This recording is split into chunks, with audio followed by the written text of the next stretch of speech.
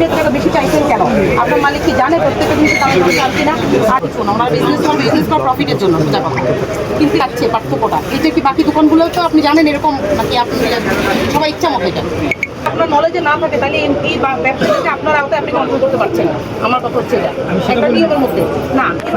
আপনার অন্যান্য দোকানে যদি থাকে যে দাম মোটামুটি বেশি চায়, একটু তো বেশি চাইবে, টমায় যা হয়, কিন্তু এত বেশি লিমিট ছাড়া যে বেশি চেয়েছে এই বিষয়টা আপনার নলেজে নাই বা আপনি এরকম কোনো কমপ্লেন আমাদেরকে দেন। আমাদেরকে এর আগে 2টা কমপ্লেন আসছে, আমরা সাথে সাথে ইনস্ট্যান্ট ওই দোকানে বসে এগুলো মীমাংসা করি। তাহলে এখন যে কমপ্লেনটা আছে ওসি মহোদয় বলতেছে ভাই যে দোকানদার বা যারা আছে টুকটাক, আপনি তো শুনলেন এখন কমপ্লেনটা সত্যি কি মিথ্যা? আমরা তো এখানে কেউ বানাইনি। তাহলে এটা ওনাকে জিজ্ঞেস করেন উনি কোন কথার উপর এরকম করে? ভাই আপনি অবশ্য প্রফিটের জন্যই বিজনেস করতেছেন, কিন্তু এমন বেশি রেঞ্জে বলবেন কেন যে আমাদের সাধারণ জনগণ আমরা কমাইতে ওই রেঞ্জে যেতে পারবো না। আপনি এমনিতে অনেক বেশি প্রফিট নেবেন, নেওয়ার পরে বলবেন 5,000 টাকা চাইলে একটা আপনি এরপরে দেওয়ার পরে বলবেন যে 2,000 টাকা লস দিলাম। আপনারা এইসব কথা বলেন এমন ডিফারেন্স করবেন না।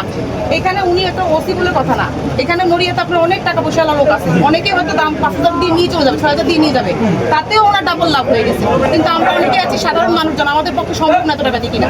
তাহলে আমাদের কাছে রিজনেবল রাখেন, আপনিও প্রফিট করেন, আমরাও কিনতে পারি।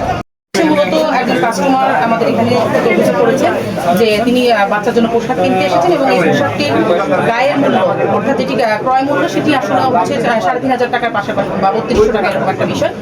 সেটা উনি অবশ্য পরে জানতে পেরেছেন, কিন্তু তার কাছে 8,000 টাকা দাম চাওয়া হয়েছে এবং আরেকটি ড্রেস ধরেছেন এবং তার সাথে একটু ফাইজলামি করে হোক আর যাই হোক, যেটা এখন উনি ডিফেন্ড করছেন নিজেকে যে 25,000 টাকা দাম চেয়েছে, কিন্তু ওইটার দাম মূলত 3,500 টাকা বা 3,800 টাকা এরকম।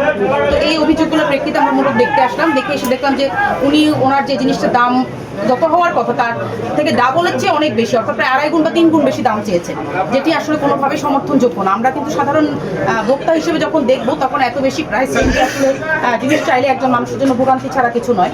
তো সেই জায়গা থেকে আমরা প্রথমবারের মতো, যেহেতু এরকম অভিযোগ আমাদের কাছে এখনো আসেনি নড়িয়াতে, প্রথমবারের মতো একটা অভিযোগ পেয়েছি। আমরা এখানে যারা ব্যবসায়ী আছেন তাদের সবার সাথে আমরা কথা বলেছি, ওনারা আমাদেরকে কথা আশ্বস্ত করেছেন যে এরকমটা আর হবে না এবং প্রথমবারের মতো বিধায় আমরা ওনাকে যতটা সম্ভব আমাদের একদমই কম একটি জরিমানা করেছি এবং উনি আমাদের কাছে এটা লিখিত দিয়েছেন যে উনি এরকম আর করবেন না। ওনার একটি ভুল হয়েছিল এত বেশি দাম চাওয়াটা, কারণ উনি প্রফিট রেখেই পরবর্তী সময় থেকে চাইবেন, কিন্তু সেটা জনগণের যাতে সীমার মধ্যে থাকে। তো সেক্ষেত্রে ভোক্তা অধিকার আইন অনুযায়ী আমি ওনাকে 10,000 টাকা অর্থদণ্ডে গণিতে বলেছি।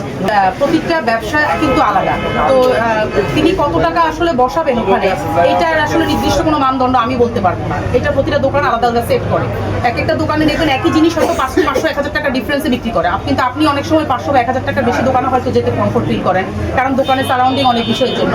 তো সেটা নিয়ে আমি মন্তব্য করবো না। আমি শুধু মন্তব্য করবো যে যে জিনিসটির দাম যত, তার থেকে প্রফিটের একটা লিমিট থাকা উচিত, মার্জিনটা যেন মানুষের গ্রহণযোগ্য সীমার মধ্যে হয়, অনেক বেশি যেন না হয় বা এটা যেন জুলুম আকারে না হয়।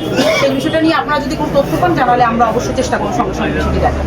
এই যে মার্জিনটা তো আমরা জানি না আসলে কত হওয়া উচিত বা